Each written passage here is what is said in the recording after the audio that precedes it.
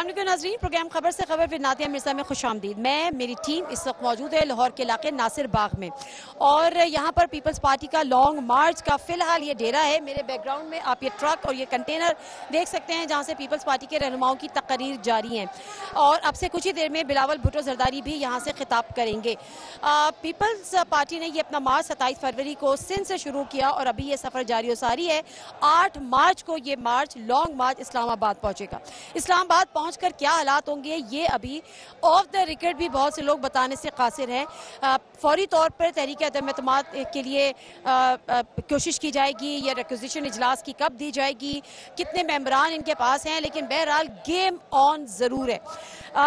यहाँ पर peoples party के आज हमने एक बड़ी अहम डेवलपमेंट भी देखी जब ने नदीम अफजल सैन जो कि पीटीआई छोड़ के पीपल्स पार्टी छोड़ के पीटीआई में शामिल हो गए थे, वो एक दफ़ा फिर पीपल्स पार्टी में शामिल हो गए। नदीम अफजल चंद साहब की रिहाइशगाह पर भी हम वहाँ पर जाएंगे, वहाँ पर भी देखेंगे क्या अहवाल है, वहाँ भी आपकी लोगों से मुलाकात कराएंगे। लेकिन बहरहाल जो भी अभी तक सिनेरियो है, जो भी अभी तक पिक्चर है वो अभी क्लियर नहीं है। तो बहुत सारे मेरे साथ यहाँ पे मौजूद हैं पीपल्स पार्टी के जयाले। पीपल्स पार्टी को इस चीज़ का ये हुकूमत जाती है या ये हुकूमत नहीं जाती, अपोजिशन किसी बात पे कंसेंसस डेवलप होता है या नहीं होता। पीपल्स पार्टी ने इस तमाम तर पूरी जो कैंपेन जो पूरा एक सीज़न इनकी पॉलिटिक्स चली उससे सबसे ज़्यादा गेन किया है। कम अज़ कम पंजाब में जहाँ पर पीपल्स पार्टी के नाम लेने वाले शायद अब गिनतियों पे थे, उनको एक दफ़ा फिर अपने तमाम कारकुनों को मुतहर्रिक कर दिया है। आज हम सारा दिन लाहौर में थे और मुख्तलिफ हमने जगहों पर गए, मुख्तलिफ रोड्स पर हमने देखा। इससे पहले काफ़ी बीबी के बाद अगर हम देख रहे हैं कि पीपल्स पार्टी पंजाब में एक दफ़ा फिर जिंदा हो रही है। नारे बिलावल, नारे भुट्टो, बिलावल, बिलावल, इमरान गो, गो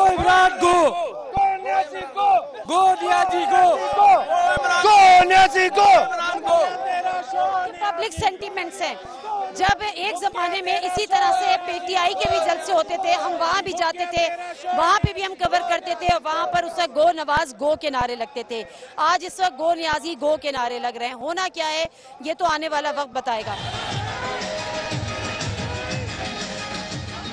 शेरी रहमान साहब हमारे साथ मौजूद है। अस्सलाम वालेकुम जी। अस्सलाम वालेकुम। शेरी रहमान साहब, पहले तो मुबारकबाद दूंगी चंद साहब की वापसी। जी, हम सबको बहुत अच्छा लग रहा है कि जियाले वापस आ रहे हैं और ख़ास तौर से पंजाब के दिल में जब जियाला अलम उठा लेता है हक का और पीपल्स पार्टी का तो जाहिर है हर तरफ एक खुशी की लहर दौड़ती है। और चंद साहब हमेशा से एक नज़रियाती कारकुन और लीडर रहे हैं और हमेशा इज्जत दी है पीपल्स पार्टी को, चाहे वो उनकी फैमिली जहाँ भी हो, उन्होंने हमेशा इज्जत दी। इसमें तो कोई शक नहीं है, पीटीआई में ऐसा लगता था एडजस्ट हो भी नहीं पा रहे। जी, ऐसा तो लग रहा था। ये तो एक विकेट आपने अपनी वापस ली है, अभी बहुत विकेटें मजीद बहुत अहम विकेट है जी। तो हम दूसरी विकेट एक्सपेक्ट करें जल्दी? जी, काफी लोग राब्ते में हैं, लेकिन चंद साहब की बात ही और है। नहीं, नाम मैं नहीं दे सकती, मैंने तो चंद साहब का भी नहीं दिया। रात को जब लोग पूछ रहे थे, मैं बहुत ही इस तरह से मोहतात बंदा हूँ, तो इसकी तो बहुत खुशी है। और देखिए, जब तक बातें पक्की नहीं होती, कुछ आगे बढ़ने का मोमेंटम खासा है पंजाब में। अगर आप देख रही हैं, हम तो गेम चेंजर हो गया है ये पूरा अवामी। तहरीक अदम एतमाद की आप लोग कोई तारीख नहीं दे रहे, इत्तेफाक राय नहीं हुआ है, मामला तय नहीं हो रहे, मसला क्या है लोग जानना चाहिए। ये पूरा एक ऑपोजिशन बहुत बड़ा अब इसमें बैठा हुआ है। हमने तो पड़ाव डाला हुआ है सड़कों पे और ये हमने अदम एतमाद मैनेज किया है कि अवाम की जो आज मैसेज है, आज भी और कल भी, ख़ास तौर से पंजाब में जब हम गुजरे हैं, ये अदम एतमाद का मैसेज है। ये नविश्ता है दीवार। कोई डेट बताएं कब एतमाद रिक्विजिशन कब दे रहे हैं साहब? डेट बेटा, और दूसरी बातें अगर मैं आपको आज दे दूंगी तो कल अगर गलत हुआ तो फिर बदकलामी होगी मेरी और आपकी। यानी इसका मतलब ये है कि अभी तय नहीं हुई तारीख? देखिए, तय तो फौरी तौर पर हमारे हिसाब में अप्रॉक्सीमेटली होना चाहिए जब हम इस्लामाबाद पहुंचे। वो तो चेयरमैन बिलावल ने जाहिर ये लगता है कि जब नून लीग ऐलान करेगी तो फिर आप उसको फॉलो करेंगे। नहीं, ऐसा नहीं है, हम सबको साथ लेके चलना चाहते हैं।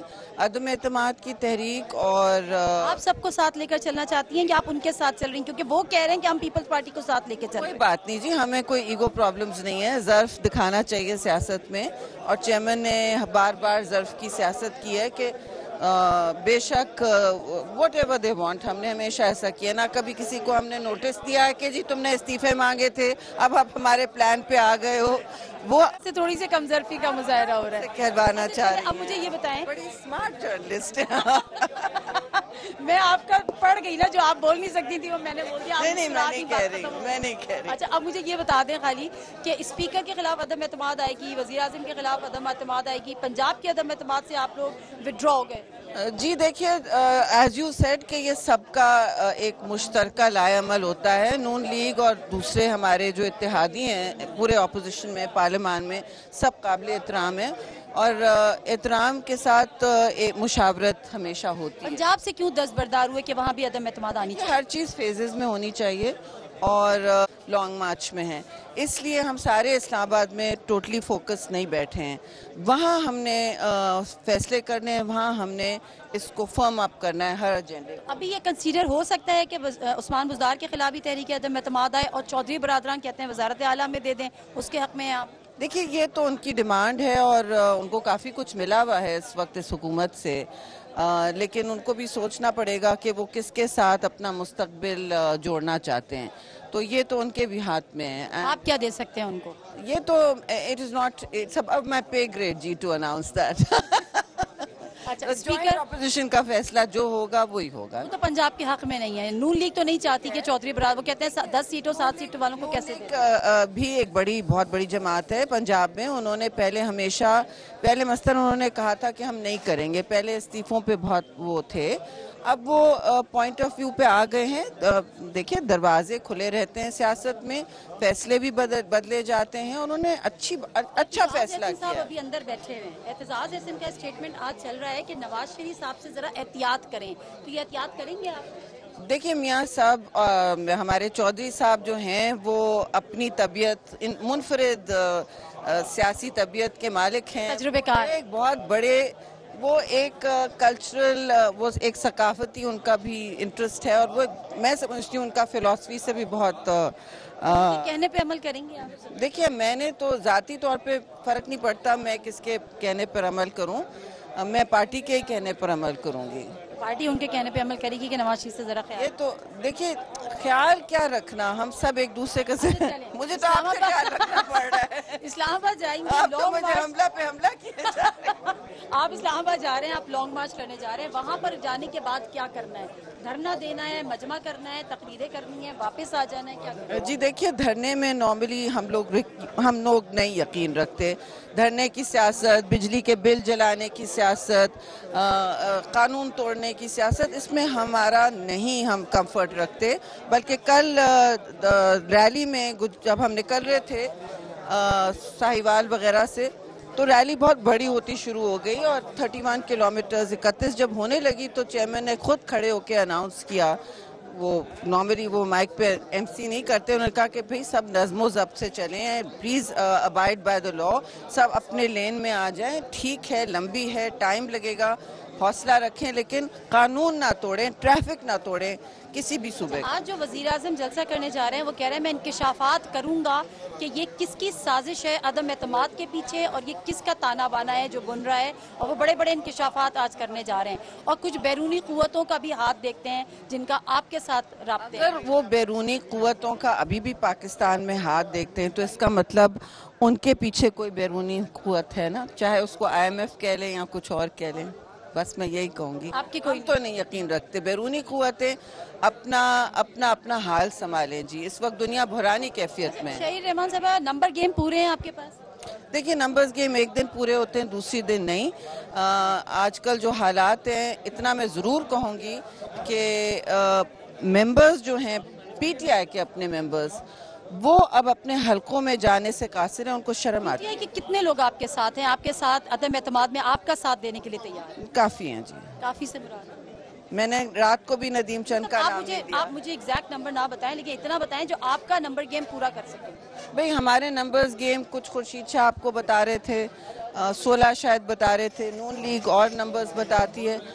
हमने यूसुफ रजा को सेनेट में जिताया था, वो भी नंबर्स गेम था। इसी तरह होगा। नंबर्स गेम में आपको आज अनाउंस करूं, कल अनाउंस करूं, फर्क नहीं पड़ता, result matters. Thank you very much जी। शरीर रहमान साहिबा से हम गुफ्तगू कर रहे थे, कुछ मजीद लोगों से भी बात करेंगे, हमारे साथ।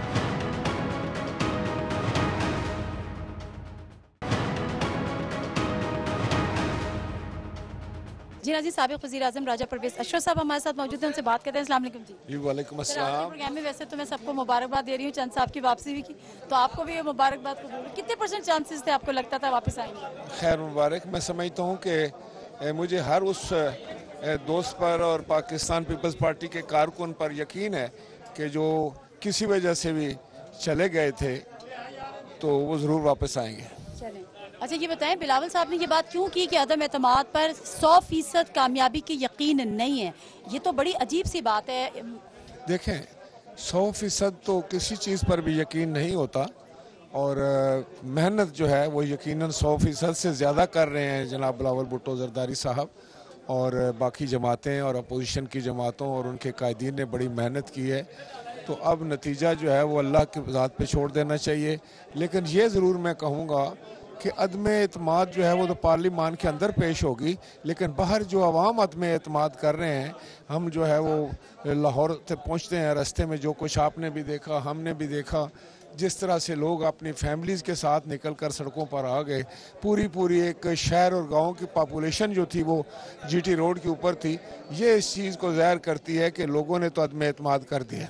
लेकिन आपको भी पता है कि लोग जमा करने से हुकूमतें नहीं जाती हैं। 126 दिन का पीटीआई का धरना हुकूमत का कक नहीं गया।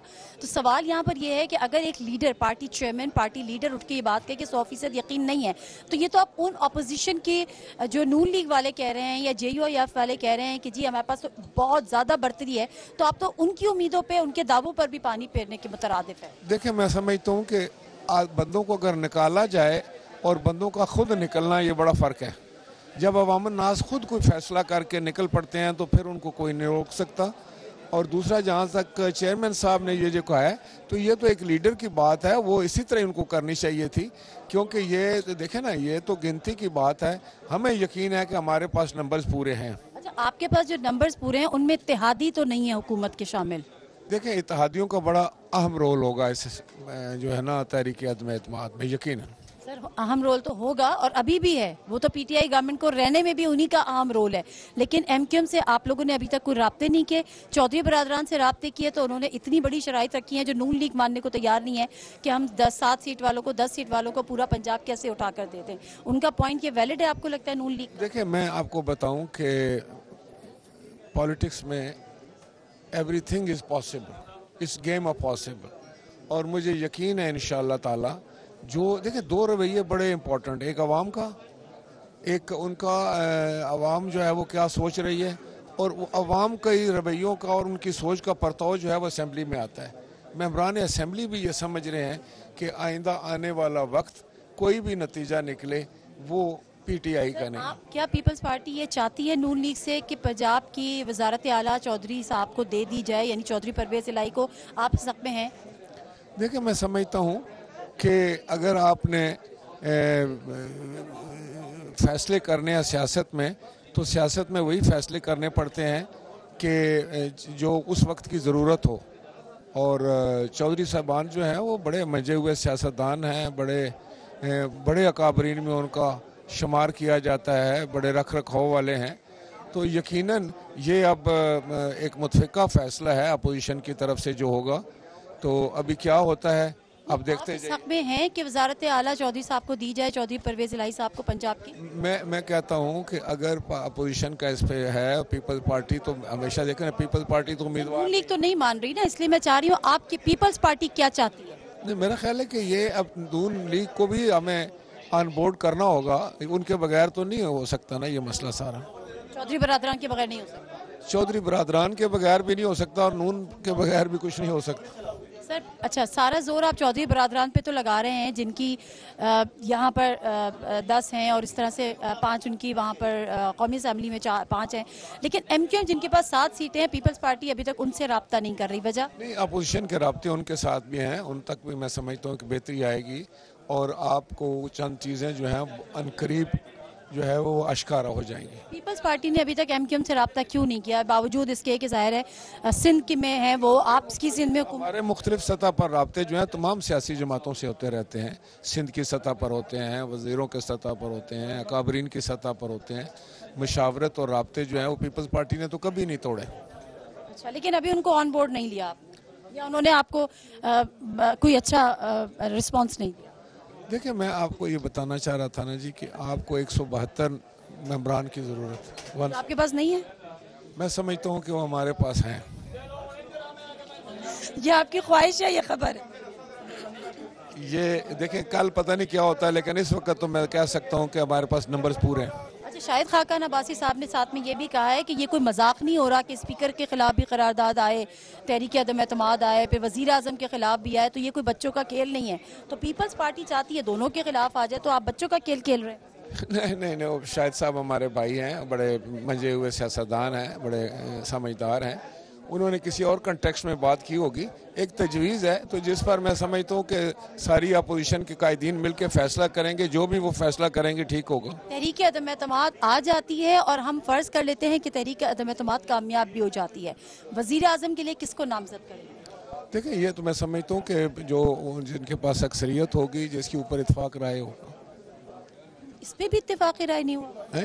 इस पे भी इत्तेफाकी राय नहीं हुआ? वो देखिए, मैं समझता हूँ कि इस पर यकीनन हो चुका होगा, लेकिन वो अभी तक जो है वो पब्लिक नहीं हुआ।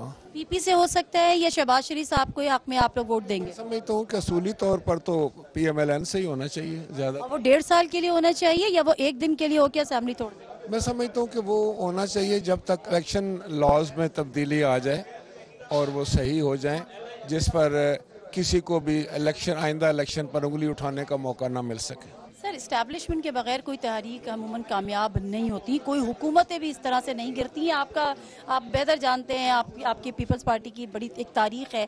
इस्टेब्लिशमेंट का रोल, कितनी न्यूट्रलिटी आप उसकी तरफ देख रहे हैं? बिल्कुल हाथ उन्होंने हटा लिया है या हाथ अभी रखा हुआ है? आपके साथ कोई राब्ते हैं? नहीं, हमारे साथ तो कोई राब्ते नहीं, लेकिन मैं ये महसूस कर रहा हूँ कि इस्टेब्लिशमेंट इस वक्त न्यूट्रल नजर आती है मुझे। और अगर अदम एतमाद नाकाम होगी तो भी न्यूट्रल होगी? देखें, बिल्कुल मैं ये समझता हूँ कि देखें, अभी हमारा इन्हसार जो है ना वो तो अवामी क़ुव्वत के ऊपर है, सच्ची बात मैं आपको बताऊँ, और हमें उसी पर ही तकिया करके आगे बढ़ना होगा।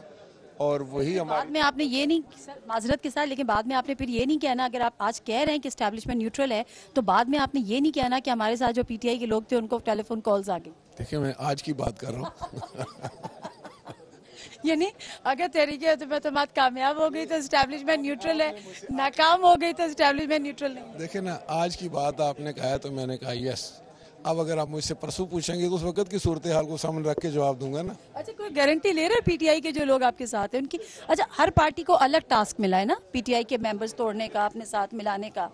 आप पीपल्स पार्टी के पास इन हैंड कितने हैं PTI के मेंबर? अब यही तो वो सवाल है जो हम बता नहीं सकते। थोड़ा सा बता नहीं नहीं, ऐसा नहीं, लेकिन मैं समझता हूँ कि बहुत अच्छा काम हुआ, लोग खुद आ रहे हैं। मैं आपको सच्ची बात बताता हूँ। PMLN पे भरोसा करने को तैयार हैं आप, आंखें बंद करके? देखें, नवाज शरीफ पे देखें, भरोसा करने के लिए नहीं, इस वक्त हम सारे अपोजिशन में हैं और हम एक 1 पॉइंट एजेंडा हमारा ये है कि इलेक्शन जो है वो साफ शफाफ हो जाए इस मुल्क में, और मौजूदा हुकूमत जिस तरीके से मुल्क चला रही है ये मुल्क के लिए बड़ा नुकसानदेह है, इसको हटाया जाए। Thank you very much sir, बहुत शुक्रिया। नाज़रीन, हम गुफ्तगू करे थे राजा परवेज़ अशरफ साहब से, और बड़ी कैटेगोरिकली उन्होंने कहा कि जाहिर सी बात है गारंटी तो 100% नहीं दे सकते, लेकिन वो नंबर्स भी अभी नहीं बता सकते।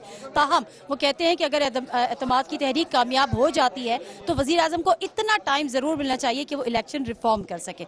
मज़ीद आगे प्रोग्राम में आपसे बात करेंगे, हमारे साथ।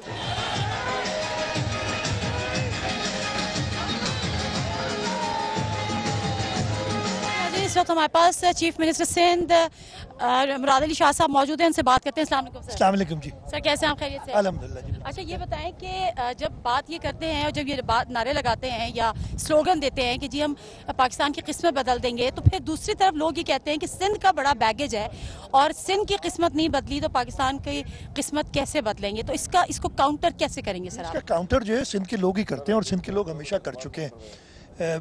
2008 में, वैसे तो 1970 से जब भी इलेक्शंस हुए हैं सिंध के लोगों ने पाकिस्तान पीपल्स पार्टी को सबसे ज़्यादा वोट दिए और हमेशा सबसे ज़्यादा सीटें ली हैं। ख़ास तौर पे 2008 में शहीद मोहतरमा बेनज़ीर भुट्टो शहीद हो गई थी, उस वजह से लोगों का ट्रेमेंडस रिस्पॉन्स हमें मिला था। लेकिन 2013 में हमने 2008 से ज़्यादा सीटें ली और उससे ज़्यादा वोट लिए। 2018 में उससे भी ज़्यादा सीटें ली और उससे ज़्यादा वोट लिए। तो ये बैगेज जिसको ये लोग कहते हैं, अनफॉर्चुनेटली वो परसेप्शन मैं एग्री करता हूँ कि शायद दूर नहीं कर सके, लेकिन सिंध के लोग तो बड़े और नज़र आ रहे हैं वो चीज़ें जो फेडरल गवर्नमेंट चलाती थी जब सिंध के पास आई हैं, चाहे उसमें आप JPMC देख लें, NICVD देख लें, हेल्थ के एरिया में ख़ासतौर पर टर्शरी हेल्थ में जो सिंध ने काम किया है वो देख लें। हमने जो कनाल लाइनिंग करके रूरल सिंध और जो रूरल इकॉनमी है उसको बेहतर किया है, इस यही वजह है। PTI एक सिंध में लॉन्ग मार्च कर रही है और वो कह रही है कि अली जैदी साहब कहते हैं कि जी 2023 में मैं सिंध में हुकूमत बना के दिखाऊंगा, और पीपल्स पार्टी जो आप कह रहे हैं कि हमेशा वोट लेती है तो उसके लिए कहा जाता है कि उसका कोई ऑल्टरनेटिव मिला ही नहीं सिंध के लोगों को पीपल्स पार्टी का, इसलिए शायद वोट देते हैं। लेकिन PTI के स्टांस पे आपका क्या मौका? देखिए वो बिल्कुल अपनी इलेक्शन लड़ें, मेहनत करें, अच्छी बात है, वो मार्च कर रहे हैं। कल वो हैदराबाद पहुँचे थे और हैदराबाद में मैंने TV पे ही देखा है आपके टेलीविज़न चैनल्स में कि जी वहाँ पे एक वज़ीर साहब पहुँचे नहीं जो उनके सीनियर वज़ीर कहलाए जाते हैं, इनको अवार्ड नहीं मिला। दूसरे वज़ीर नहीं, नाम मैं किसी का नहीं लूँगा। अच्छा। दूसरे वज़ीर साहब जो हैं वो क्राउड देख के जो उन्होंने देखा, जो सोच रहे थे कि हज़ारों का क्राउड होगा, तो मेरे ख्याल है स्टेज पे ज़्यादा लोग थे और नीचे कम लोग थे, तो वो वेव करके चले गए खाली हवा में।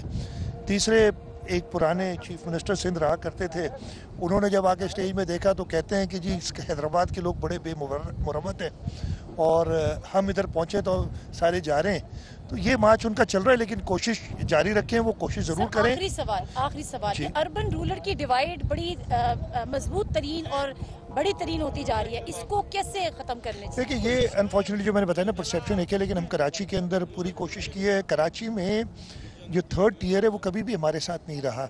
हम कोशिश यही कर रहे हैं, इस वक्त हमारे पास एडमिनिस्ट्रेटर है जो काम कर रहा है। आज सुबह भी मैं यहाँ आने से पहले कराची के अंदर 3-4 डेवलपमेंट स्कीम्स जो चल रही हैं उनका मुआयना करके आए हैं, उस पर तेज़ी से काम चल रहा है और हम कोशिश ये कर रहे हैं कि जो अर्बन एरियाज़ के ये बड़े मसाइल हैं उनको रिजॉल्व करें और इंशाल्लाह ताला देखें पिछली इलेक्शन में हम 4 नेशनल असम्बली की सीट्स आउट ऑफ 21 जीते थे कराची से, और इस दफ़े हमें पूरी है कि हम इंशाल्लाह 50% सीट्स कराची से भी निकालेंगे। ठीक है, thank you very much sir, बहुत शुक्रिया आपके टाइम का। नाज़रीन, CM सिंध से हम गुफ्तगू कर रहे थे।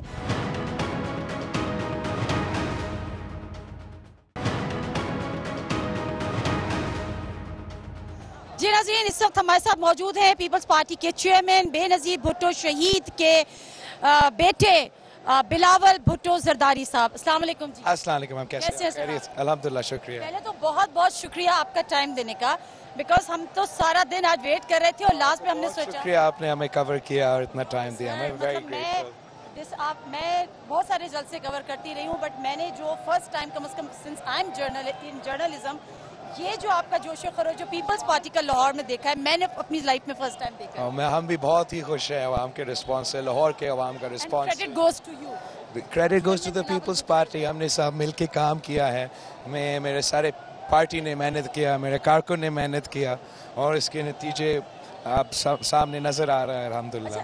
ये जो जोशो खरोश मतलब एक हर प्रोविंस की अपनी एक डायनामिक्स होती है, सिंध की डिफरेंट होती है, पंजाब की डेफिनेटली डिफरेंट होंगी।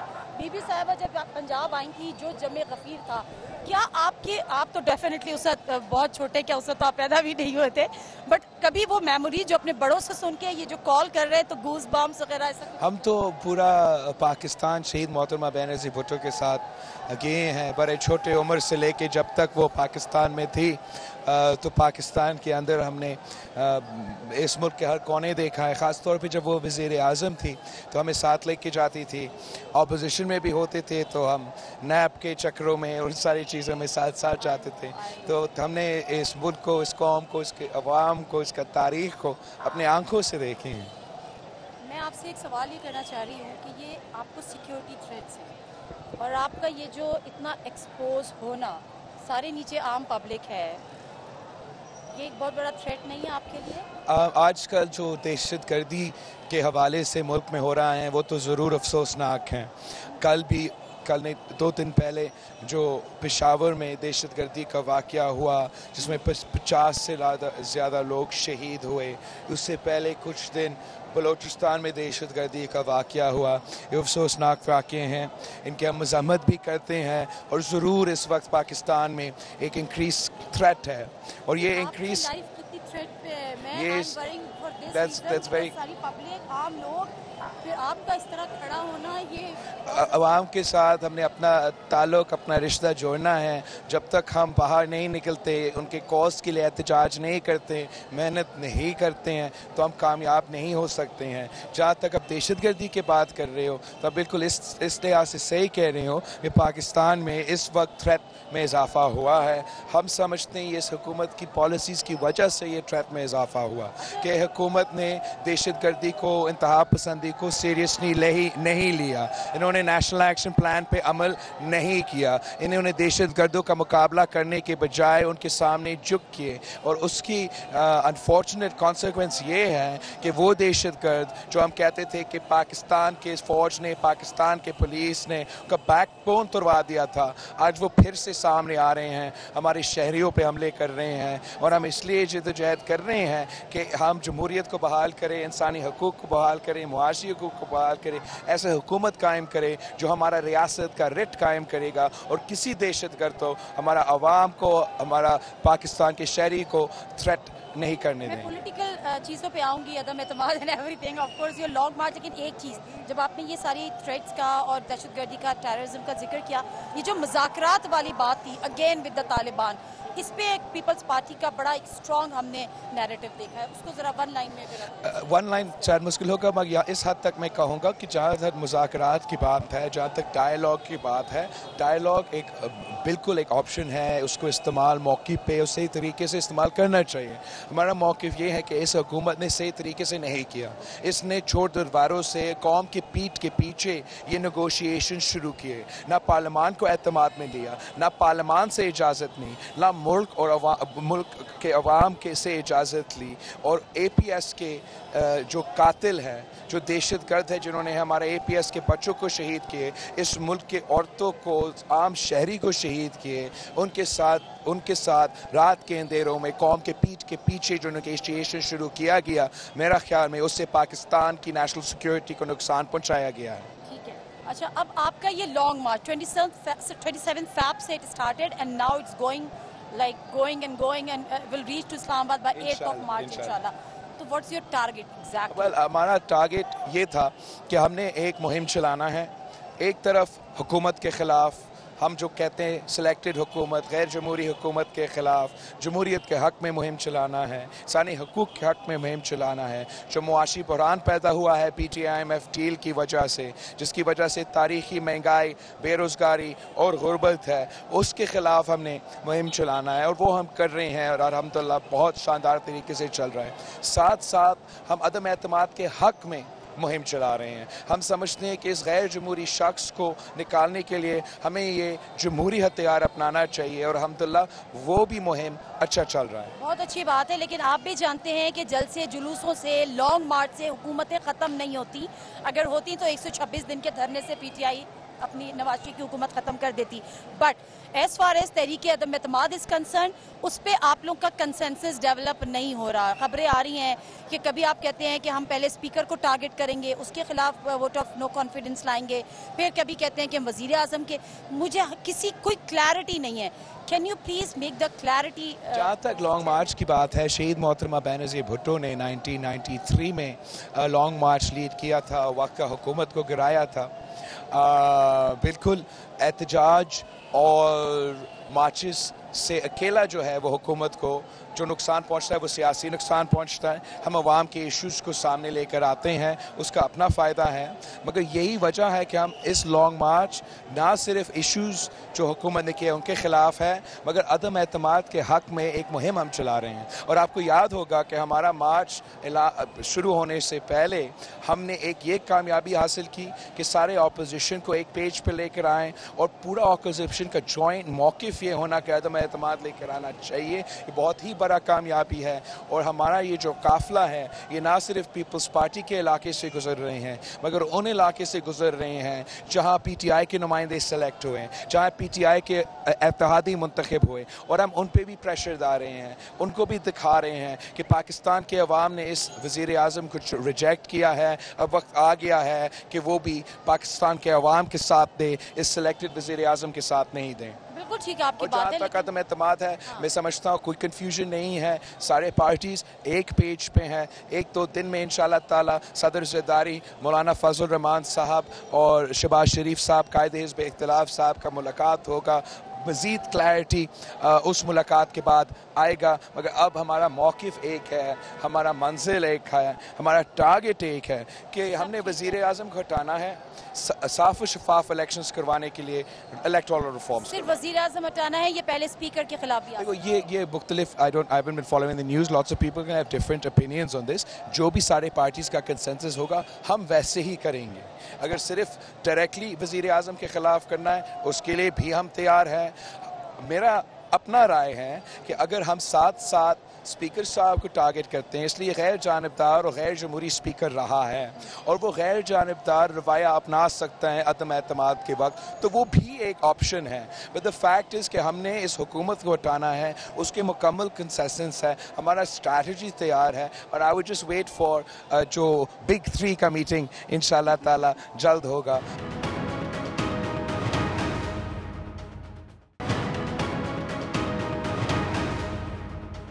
पंजाब के बारे में क्या ख्याल है? बिकॉज आप लोगों का पहले डिमांड ये था कि पंजाब में आप चौधरी परवेज़ इलाही के साथ आप लोगों ने मीटिंग की एंड यू वांटेड कि ठीक है हम चीफ मिनिस्टरशिप उनको ऑफर करने में there is no harm, but आपको पता है कि नून लीग उसके लिए रेडी नहीं है। तो क्या पंजाब में जो तब्दीली या अदम एतमाद से आप विदड्रॉ हो गए? जहाँ तक पंजाब का फैसला है, पंजाब का पार्लियामान का फैसला है, वो तो नून लीग ने करना है, उनका अक्सरियत है, हम उनको फोर्स बिल्कुल नहीं कर सकते हैं। मेरा जो इंटरेक्शन रहा है पाकिस्तान मुस्लिम लीग का सदर से, पाकिस्तान मुस्लिम लीग पंजाब का सदर से और उनके क़यादत के घर पे, मुझे ऐसे नहीं नज़र आया कि वो इस कॉन्सेप्ट का मुखालफत कर रहे थे। वो बड़े पॉजिटिव थे इस कॉन्सेप्ट के बारे में। शायद हमारा नंबर्स पूरे लगे हम इत्तेहादियों के बगैर, मगर इत्तेहादियों के साथ मेरा ख्याल में ज़्यादा मुमकिन है, हम ज़्यादा श्योर होंगे कि हम इस हुकूमत को शिकस्त दिलवा सकते हैं। और जो आपने क्यू लीग का जिक्र किया, वो भी एक इत्तेहादी है। उनको जब अगर हम उनसे शहबाज शरीफ साहब के लिए वज़ीर आज़म का वोट मांग रहे हैं, उनका एक्सचेंज में कुछ शायद देना पड़ेगा। और जब मैं अपने ज़ात के लिए जदोजहद नहीं कर रहा हूँ, अपना जमात के लिए सिर्फ जदोजहद नहीं कर रहा हूँ, इस मुल्क की मफाद के लिए जदोजहद कर रहा हूँ, तो मेरे ख्याल में सारे जमात जो है वो ऐसे ही सोचेंगे, अपना ज़ाती और पर्सनल इंटरेस्ट कुछ चंद महीनों के लिए साइड पे रख के बड़ा मकसद के लिए बड़े फैसले इंशाल्लाह ताला लेंगे। मतलब आप ये कहना चाह रहे हैं कि ये छोटी सी कुर्बानी PMLN को देनी चाहिए कि अगर आपको वज़ीर आज़म बनना चाह रहे हैं। नून लीग का फैसला है, ये शहबाज शरीफ साहब का फैसला है, वो अपना जमात वो फैसला करेगा। मेरा ख्वाहिश नहीं, मेरा ख्वाहिश ये है कि हम साफ और शफाफ इलेक्शंस करवाएं, इमरान खान को वज़ीर आज़म की कुर्सी हटा दें। और मैं समझता हूँ तो सबसे तकड़ा स्ट्रैटेजी है उसके लिए वो अपोजिशन का जो साथी है, जो वोट्स है, उसमें सबसे ज़्यादा इजाफा करने का है। और उसके लिए क्यू लीग को साथ लेना बहुत ज़रूरी है। तो हमने ना सिर्फ वज़ीर आज़म को हटाना है, हमने इलेक्टोरल रिफॉर्म्स करवाना है। और उसके लिए सिर्फ नून लीग और पीपल्स पार्टी आपस में बैठ के ये तय नहीं कर सकती, हमें PTI के इत्तेहादी को साथ लेके जाना पड़ेगा। और इस कौमी इंटरेस्ट के लिए चंद महीनों के लिए हमें ज़रूर इस किस्म के ऑप्शन पे गौर करना चाहिए। अगर इससे हमें पता चल रहा है कि हम ज़रूर वज़ीर आज़म को हटा सकते हैं। ठीक है, PMLQ के जो वोट्स हैं उनकी आपको ज़रूरत है 5 वोट्स, MQM के 7 वोट्स हैं, क्या आप लोगों के राब्ते MQM से नहीं है? अल्हम्दुलिल्लाह अच्छा राब्ता, पॉजिटिव राब्ता हो रहे हैं MQM की तरफ से। और मैं उम्मीद रखता हूँ कि वो एक अच्छा फ़ैसला लेंगे और ऑपोजिशन के साथ देंगे। लेकिन जहाँ तक PMLQ की बात है, वो उनके पास स्पीकर पंजाब असम्बली का ओहदा मौजूद है और उनके पास ना सिर्फ सूबा में मगर वफाक में उनके इत्तेहादी है। उनसे हम वोट शहबाज शरीफ के लिए लेना चाह रहे हैं। MQM से भी हम वोट शहबाज शरीफ के लिए लेना चाह रहे हैं, बिलावल भुट्टो के लिए नहीं। तो हमें सोचना चाहिए कि क्या बेस्ट तरीक़ेकार है कि हम उनको कन्विंस कर सकते हैं कि अपना मौक़िफ़ छोड़ के शहबाज शरीफ साहब को वज़ीर आज़म का उम्मीदवार चंद महीनों के लिए मान लें। ठीक है, तो अब आप मुझे सिर्फ ये बता दीजिएगा कि तहरीक अदम एतमाद को पेश करने के लिए असेंबली में आपने रिक्वेजिशन देनी है, वो कब तक एक्सपेक्टेड है? क्या वाकई, क्योंकि मंडे ट्यूसडे की भी बात हो रही थी मौलाना साहब की जानिब से भी, PMLN की जानिब से भी, आपका कहना ये था कि जब आप इस्लामाबाद में एंटर होंगे तो फिर आप इसके देंगे, तो क्या इसकी क्या प्लानिंग है? मैंने पहले भी कहा था कि सदर सरदारी मौलाना साहब और उस कायदे हिज़्ब इख्तिलाफ शहबाज शरीफ साहब चल मिल रहे हैं। जहाँ तक अदम एतमाद है और ये अवामी मार्च है, ये आज से नहीं, मैं तो 3 साल ये मौक़िफ़ लड़ रहा हूँ। जब मैंने PTM की बुनियाद रखा, हमारा बुनियादी डॉक्यूमेंट का स्ट्रैटेजी में जहाँ एहतजाज का जिक्र था, जहाँ जलसों का जिक्र था, जहाँ लॉन्ग मार्च का जिक्र था, सो फ़ौरन बाद अदम एतमाद का ऑप्शन का जिक्र था। और हम बहुत खुश हैं कि हम इस पेज पे आ चुके हैं, हम तैयार हैं इस जमहूरी हथियार इस्तेमाल करने के लिए, और इंशाअल्लाह ताला हम 2 दिन बाद इस्लामाबाद पहुंच रहे हैं और जमहूरी हमला करने के लिए तैयार हैं। तो क्या आप ये एक्सपेक्ट कर रहे हैं कि अगर इत्तेहादी आपका साथ नहीं देते तो भी आपके नंबर गेम है? क्योंकि हमें हर किसी का वोट लेने की कोशिश करना चाहिए। किसी इलेक्शन में आप किसी भी सियासतदान से पूछे, अगर इलेक्शन 2-3 देर है, वो ऐसे नहीं सोचते कि मैं आपका वोट ले सकता हूँ लेकिन इसका वोट नहीं ले सकता हूँ। वो हर किसी का वोट लेने की कोशिश करता है। मैं भी ये कोशिश कर रहा हूँ, उम्मीद है सब ये कोशिश कर रहे हैं। आपने खुद कहा कि हमें 100% यकीन नहीं है कि अदम एतमाद की तहरीक कामयाब हो जाए। इसके पीछे क्या था कि वो लैक ऑफ कॉन्फिडेंस और क्या चीज़? मुझसे ज़्यादा कॉन्फिडेंस अदम एतमाद में मेरा ख्याल में किसी और के पास नहीं था। हमने ये पहले भी करके दिखाया। हमने नेशनल असेंबली में, मैं मीडिया में एक शख्स मेरे पास साथ नहीं था। मेरे अपने इत्तेहादियों जो है तंज करते थे कि हमने हारना था, लेकिन हमने करके दिखाया। उम्मीद है कि हम फिर से करके दिखाएंगे, लेकिन सियासत में कभी 100% कोई चीज़ गारंटीड नहीं है। तो मैं एक सवाफ़ी का सवाल में ये कह रहा था कि मैं हार नहीं मानूंगा, मैं चैन से नहीं बैठूंगा, मैं इसका पीछा करता रहूंगा जैसे मैंने पहले दिन इसको सेलेक्ट करते हुए कर दिया। मैं चैन से नहीं बैठूंगा जब तक हम इससे हिसाब नहीं लेते हैं, साफ शफाफ इलेक्शंस नहीं करवाते। अच्छा, आखिरी सवाल, अदम एतमाद की तहरीक कामयाब हो जाती है, देन व्हाट? फौरी इलेक्शंस या 1.5 साल के लिए शहबाज शरीफ वज़ीर आज़म?